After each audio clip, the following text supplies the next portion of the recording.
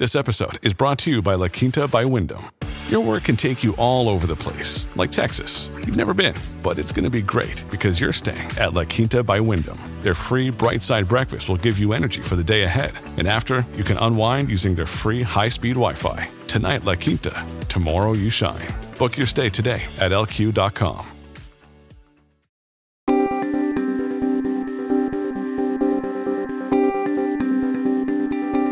Just a couple of years ago, media outlets were working overtime to report on the rumors surrounding Britney Spears and her conservatorship. During a testimony, the pop star refused to mince words when she claimed that her father was forcing Spears to use birth control, an IUD, against her will.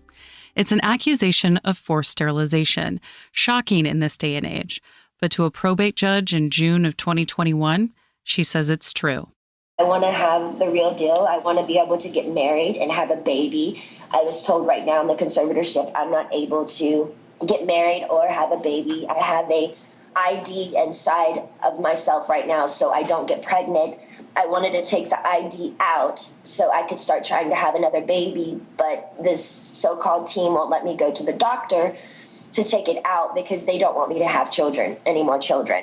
At the time, Spears was 39 and felt that her opportunity for a viable pregnancy was closing. So for her, you could argue that there wasn't much difference between forced use of birth control and permanent sterilization. Now, you might be scratching your head and wondering, isn't forced sterilization illegal? What many people don't realize is that in 1927, the U.S. Supreme Court sanctioned the forced sterilization of thousands of disabled, poor, and minority women without their consent. That case, called Buck versus Bell, has never been overturned.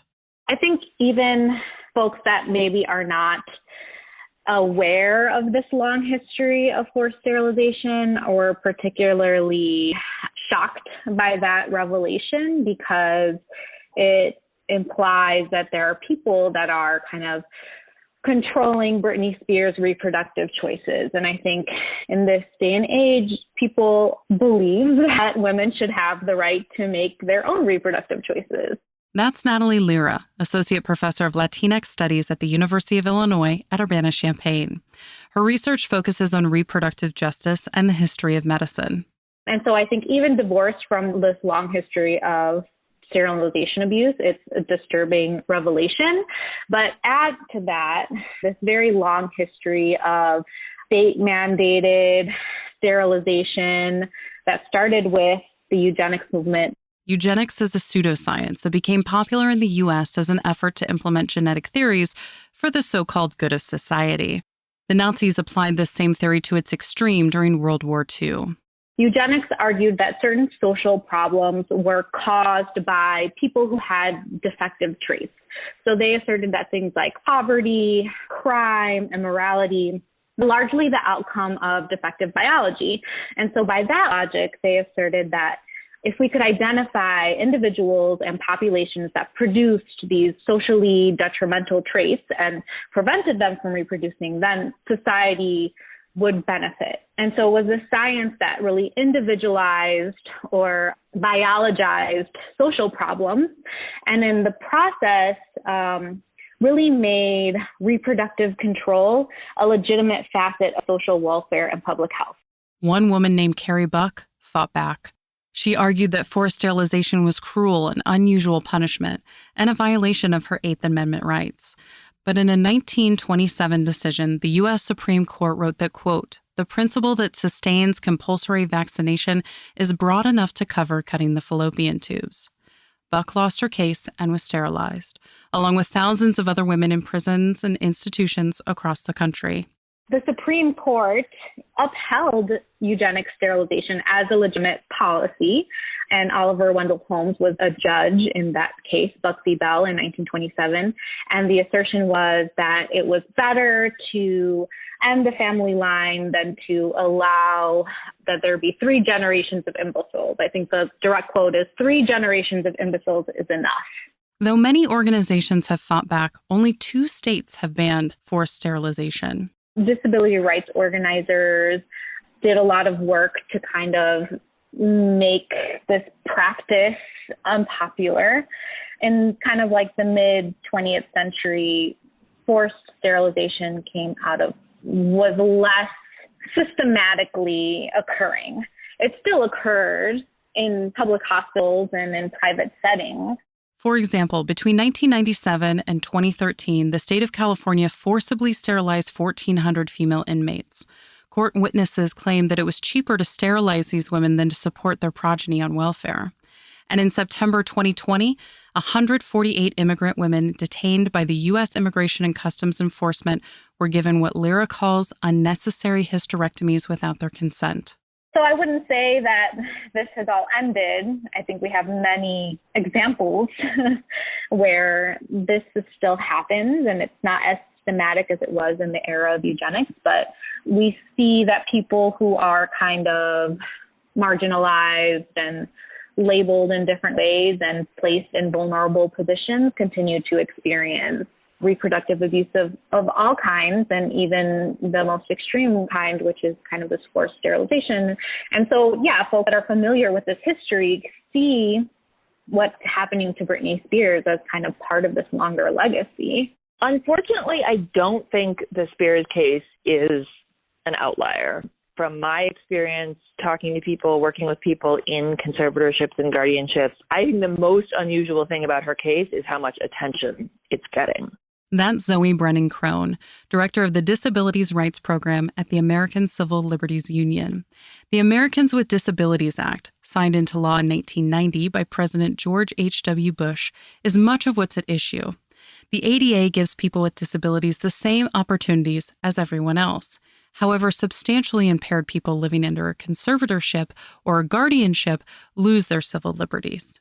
There's very little data about conservatorships and guardianships nationwide, so we don't know exactly how many people have this authority, how many people use this authority, how it's being used. We don't have the hard data on it, but because it simply doesn't exist. But we know that this is something that happens, that when a person is put under, the process is called a conservatorship in California, and it's referred to in most of the rest of the country as a guardianship. But in that process, the court is taking away the rights of the person with disabilities or perceived to have disabilities, and giving the rights, giving the opportunity, the power to make choices about that person to another person. That's the conservator or the guardian. And very often that includes the right to make medical decisions, and that includes the right to make decisions about reproductive freedom in a lot of cases. And it's a really huge infringement on a person's rights and identity and autonomy, and unfortunately can happen with very little oversight. Ryan Reynolds here from Mint Mobile. With the price of just about everything going up during inflation, we thought we'd bring our prices down. So to help us, we brought in a reverse auctioneer, which is apparently a thing. Mint Mobile Unlimited Premium Wireless. How to get 30, 30, bit to get 30, bit to get 20, 20, 20, bit to get 20, 20, bit to get 15, 15, 15, 15, just $15 a month? Sold! Give it a try at mintmobile.com/switch. $45 up front for 3 months plus taxes and fees. Promo rate for new customers for limited time. Unlimited more than 40 gigabytes per month. Slows full terms at mintmobile.com. Brennan-Crone contends that people under a conservatorship or guardianship should not lose their civil liberties and rights. She recognizes that many guardianships are supportive and loving, and that many guardians encourage the independence of their loved ones as much as possible. But that isn't always the case. Brennan-Crone believes that systematically giving one person power over another creates a dangerous situation. She'd like to see a reduction in the number of conservatorships in the U.S. through the establishment of a variety of support systems to help the disabled. Supported decision-making is one of those ways. It doesn't have to be a family member who's doing that. It can be friends, it can be support workers. Part of the idea of supported decision-making is that it's really supposed to be many people who are working with you. So there isn't just all that power in one person. And even, technology can make a really big difference also in helping people live and direct their own lives. Like most of us have apps on our smartphones that help us live our own lives, right? Like you have an alarm clock, or you can set a reminder to tell you to lock the doors at night, or you can all sorts of just sort of like simple things that you can put into place that many of us do already, and recognize that those are ways that can support a person living their own life. Still, the decision to establish a guardianship is often a foregone conclusion. Brennan-Crone hopes to see the day when concerned parties consider the matter more carefully before going to court to take away someone's rights. To say, okay, let's think about, what does this person want? What do they need?